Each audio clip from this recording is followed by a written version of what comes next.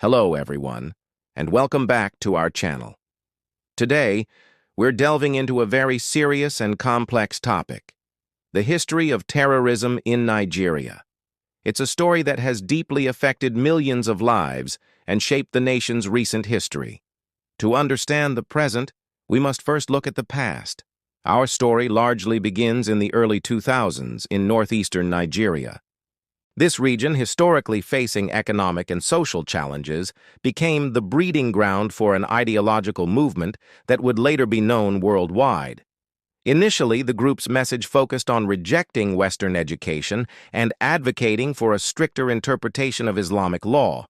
It was a message that resonated with some who felt marginalized and disenfranchised. The group, formerly known as Jama'atu Ahli Sunnah Lida'awati wal Jihad, but more commonly called Boko Haram, which translates to Western education is forbidden, started as a clerical movement.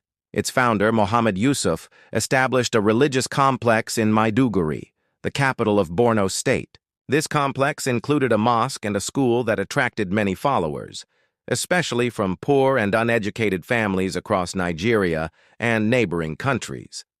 For several years, the group existed in relative peace, focusing on preaching and recruitment. However, tensions with the Nigerian state authorities began to escalate. A turning point came in 2009. Following a confrontation with police over a local law, a major uprising was launched by the group's members in several northeastern states. The Nigerian military responded with overwhelming force, leading to days of intense fighting. The 2009 crackdown resulted in the capture and subsequent death of Muhammad Yusuf while in police custody. Many believed this would be the end of the movement. Instead, it was a dark new beginning. The group went underground, regrouped, and re-emerged in 2010, far more violent and radical, under a new leader, Abu Bakr Shekau. What followed was a brutal insurgency that plunged the region into a state of crisis. The group's tactic shifted from targeted attacks on state symbols to widespread violence against civilians. Markets, places of worship, schools, and villages became targets. The infamous kidnapping of over 270 schoolgirls from Chibok in 2014 brought the crisis to the world's attention, sparking the global Bring Back Our Girls campaign. The conflict has had devastating consequences. Millions have been displaced from their homes, creating one of the world's most severe humanitarian crises. The economy of northeastern Nigeria has been crippled, and an entire generation of children has lost access to education. The psychological scars on the survivors and the society as a whole are immeasurable.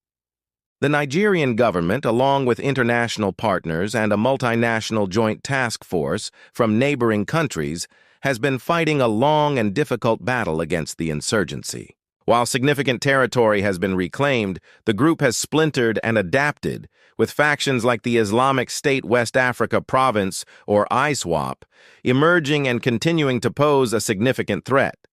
Understanding this history isn't just about dates and events.